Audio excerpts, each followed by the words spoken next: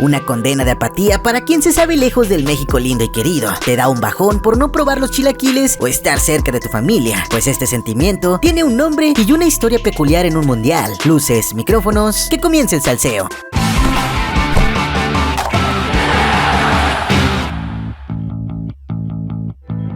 Es difícil creer que un hombre que ganó 8 títulos con las Chivas campeonísimas sea más recordado por una anécdota que sucedió fuera de la cancha. Primero que nada, conozcamos un poco de la vida de nuestro protagonista, José Villegas Tavares, el jamaicón. El lugar donde nací yo, la experiencia, y aquí tienen ustedes al jamaicón Villegas, que todavía sigue vivito y coleando. Este hombre, el cual llevaría ese apodo gracias a que desde niño se le tachaba de un chillón. Y yo lloraba porque mi mamá se iba a trabajar y a él fue, gracias a él, el apodo. Me decía, con perdón suyo, cállese, jamaicón. Y oyó la gente y pues no me quité el apodo, ya no me lo quité.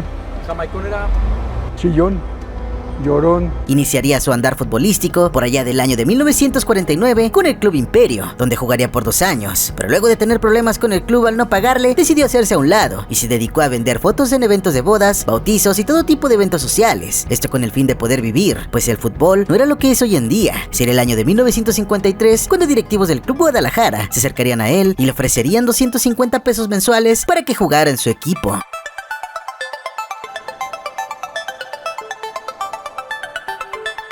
José no dudó y se unió al Club Guadalajara. Con el equipo del rebaño fue campeón 8 veces. Sí, el jamaicón fue de esa época del campeonísimo, fungiendo como defensor izquierdo, un tipo muy aguerrido y que pasarlo era casi como querer cruzar un muro enorme. Sus buenas actuaciones con las Chivas le llevaron a ser seleccionado del combinado nacional, participando en 2 mundiales, siendo Suecia 58 y Chile 62 las sedes. El jamaicón fue de los pocos que llegaron a detener a uno de los fenómenos del balompié mundial, nada más y nada menos que a Manuel Francisco dos Santos Garrincha. Y ahora el equipo mexicano, la defensiva se repliega en tanto que Garrincha trata de flanquearla con sus clásicas acometidas por la banda derecha. Veamos qué ocurre. Pero más allá de estos grandes logros, José Villegas es recordado por otra cosa, algo que ha aquejado y que lleva por nombre su apodo, el síndrome del jamaicón. Cuenta tanto él mismo como ex compañeros de la selección e historiadores que el jamaicón sufría mucho en las concentraciones. Me parece que la personalidad de Jamaicón Villegas como defensa lateral era impresionante. Excelente jugador, pero muy chillón.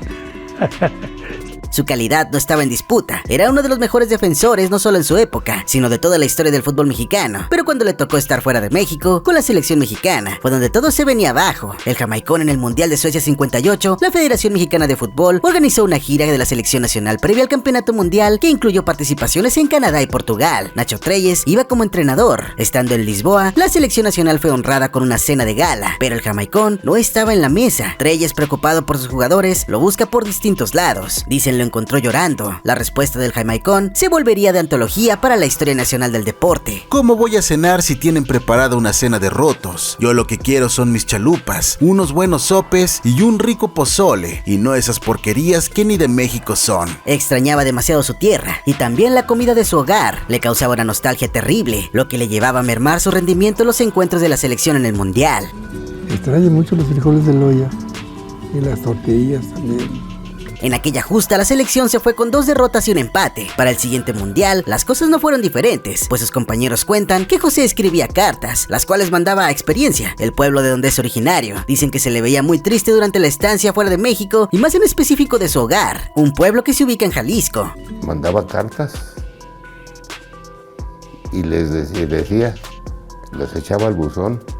A la Experiencia. Un año antes del Mundial de 62, en partido de preparación disputado en Londres, la selección mexicana fue derrotada con marcador de 8-0 por su similar inglesa. El extremo derecho del combinado británico brilló a costa del jamaicón con actuación desastrosa. Por la noche, en entrevista con un periodista local, el defensor mexicano aseguró que extraño a mi mamacita, llevo días sin tomarme una birria, y la vida no es vida si no estoy en mi tierra. Palabras retomadas años después por la revista universitaria de la UNAM. José no pudo tener un buen rendimiento fuera de tierras aztecas, por lo que su fútbol siempre se vio condicionado a ser un jugador casero. En ese siguiente mundial, México quedó con 2 derrotas y una victoria histórica, la primera del tricolor en mundiales sobre Checoslovaquia. El águila Héctor dispara y ¡gol mexicano!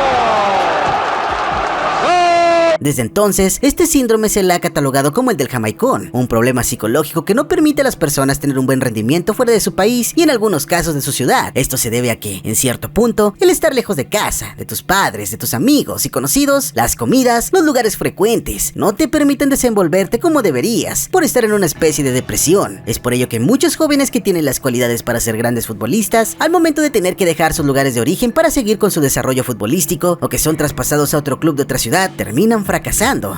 El famoso síndrome del jamaicón se le aplicó no solo a él, sino por extensión a todos aquellos jugadores que tienen un muy buen desempeño cuando están en condiciones óptimas en su liga local, pero al salir al extranjero se amilanan.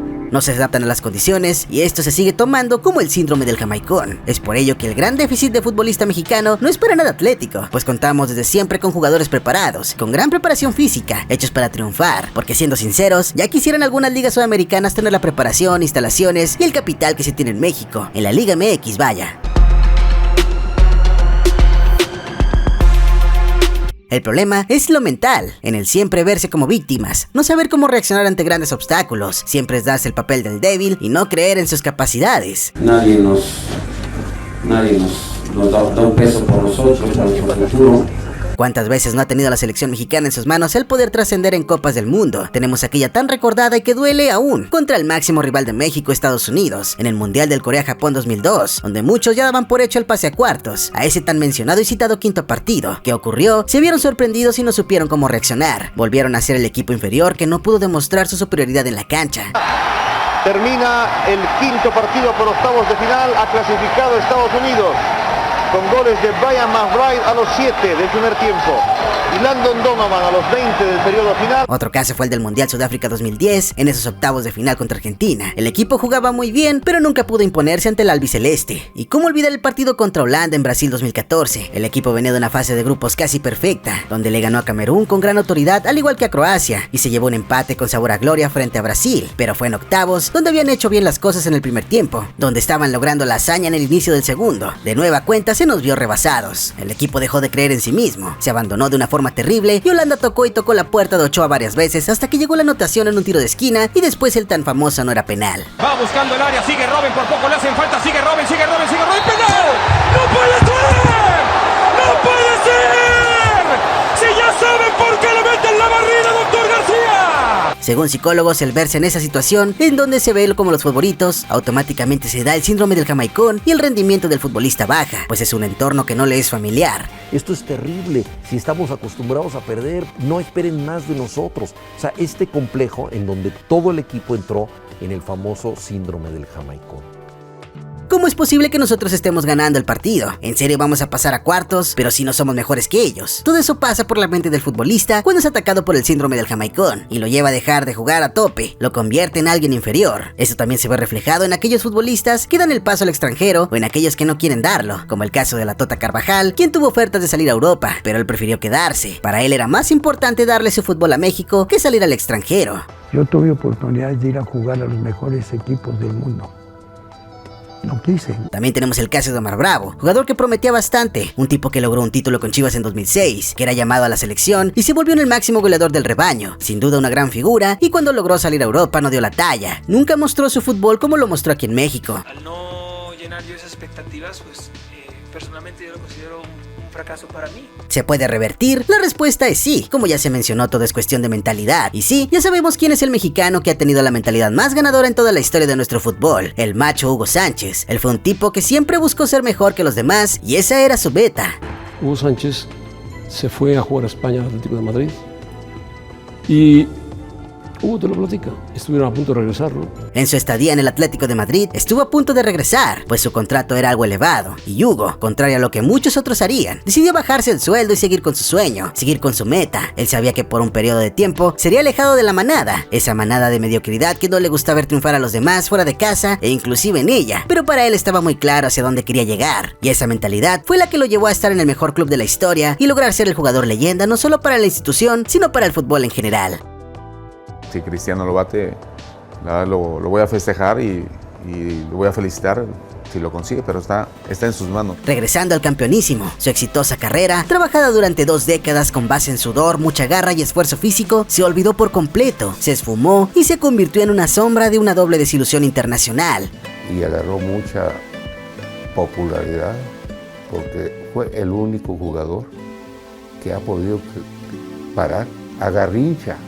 Villegas abandonó el fútbol sin tanta algarabía, en contraste con otros de sus compañeros campeonísimos como la Tota Carvajal o el Tigre. Alguna despedida u homenaje meritorio de 8 veces campeón del balompié nacional terminó arrastrando el nombre detrás de un apodo que se convirtió en el síntoma de la melancolía por un país, de miedo a trascender fuera de tu tierra. Una lástima. Actualmente, con 85 años de edad, el exjugador campeonísimo de Chivas no la pasa nada bien. Según reportes de su familia, en diciembre del año pasado se había reportado en grave estado de salud. La noticia fue dada a conocer por parte de su familia, pero no señalaron dónde se encontraba o qué mal lo aqueja. Hasta el día de hoy, febrero del 2020, no hay noticias sobre el exjugador. Aquí nací y aquí me voy al panteón si Dios quiere, ¿verdad?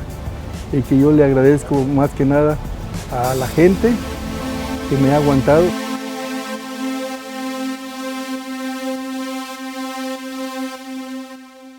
Dímelo qué opinas, qué jugadores que están jugando en el extranjero crees que tengan este síntoma. Déjalo acá abajito, me importa muchísimo tu opinión. Regálame una manita arriba, sígueme en Twitter, Instagram, únete a la secta vocerena donde lleven momazos. Comparte este video y si no estás suscrito recuerda suscríbete. Créeme, no te vas a arrepentir.